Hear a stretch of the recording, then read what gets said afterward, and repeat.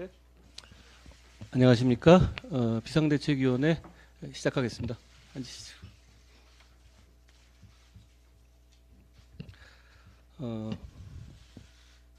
여전히 더불어민주당은 가짜 뉴스를 핑퐁 치듯이 자기들끼리 주고받으면서 키우고 아니면 말고 하고 넘어가는 식으로 정치하는 행태를 계속하고 있습니다. 비근한 예로 최근에 박은식 의원에 대한 정말 말도 안 되는 가짜 뉴스를, 정말 그거는 저는 그랬거든요. 박 의원님 만약에 진짜로 그렇게 5.18은 폭동이다라고 정말로 강하게 주장하셨다면 저는 그걸 보고 저도 이분은 같이 갖기 어렵겠구나 생각했어요. 그런 사람이라면. 그런데 저는 이제 그 사실 무슨 얘기냐면 가짜 뉴스의 힘이 그런 거거든요. 저도 그렇게 걱정되고 그런 겁니다. 그런데 저처럼 이렇게 뉴스 고관여층 같은 경우는 그 이유를 찾아보지만 그렇게만 생각하고 넘어가는 분들도 대단히 많을 겁니다.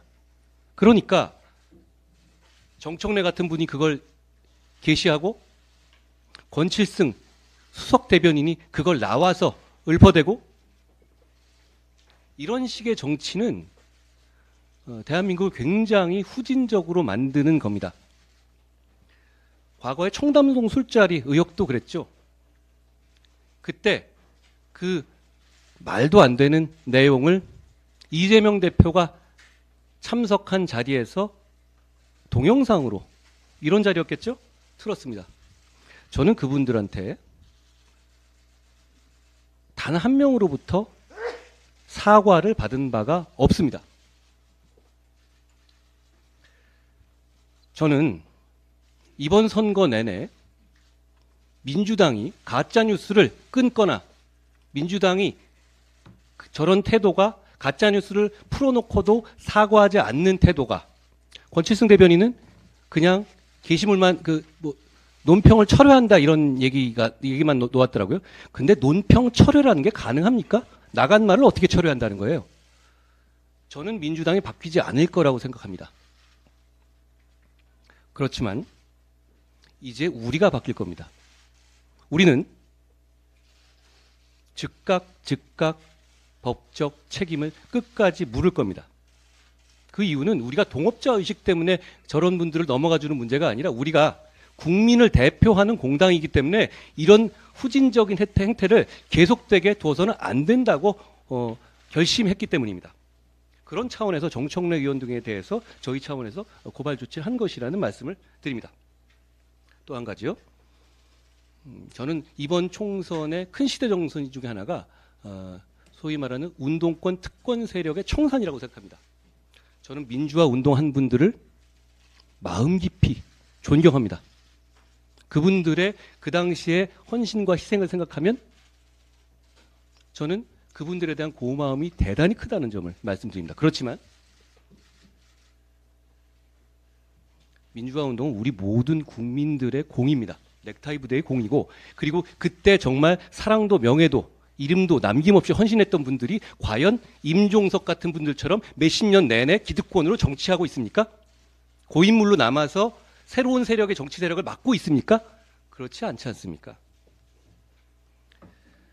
그리고 그분들 중에 상당 부분은 당시에, 지금은 말은 조심하지만 저는 말씀드리겠습니다. 종북 성향으로 운동하셨던 분들입니다. 그리고 그분들에 대해서 임종석 의원께서 저한테 동시대에 있었던 학생들에게 미안함을 가져야 된다 이런 얘기했던데요. 저는 92학번이거든요. 제가 특별히 누구에게 미안함을 가져야 될 이유는 없어요. 우리 세대가. 저는 80년 광주 항쟁 당시에 유치원을 다녔습니다.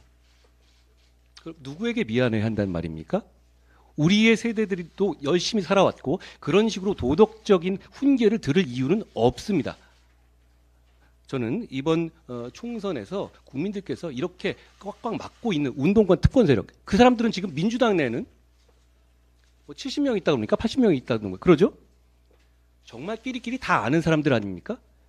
정말 한 줌 아닙니까? 정말 민주화 운동을 했던 사람들의 주류와 정말 헌신했던 사람들이 정말 다 여기 와 있는 겁니까? 그렇지 않지 않습니까? 저는 그런 부분에서 임종석 의원이 물론 이제 총선 때문에 약간 어그로를 끌려고 하신 말씀은 되겠지만 뭐 저에게 동시대 주변에게 분들에게 미안해야 한다는 말을 듣고 약간 의아했다는 말씀을 드립니다. 또 한 가지요. 이재명 대표께서 북한의 도발에 대해서 언급하시면서 선대들 그리고 우리 북한의 김정일 또는 김일성 주석의 노력들이 폄훼되지 않도록 이런 표현을 쓰셨는데요. 이게 예전에 운동권에서 많이 쓰던 표현입니다. 아시다시피 어떤 취지에서 이런 표현을 쓰셨는지는 모르겠습니다만 북한의 군사적 위협에 강력하게 대응하는 것은 국가의 당연한 임무입니다. 그런 부분에 대해서 마치 정부를 비난하는 듯한 태도를 갖는 것은 저는 공당으로서 동의할 수 없다고 생각합니다. 선대라든가 하는 용어들은 사실 많이 그런 쪽에서 쓰던 용어 아닙니까?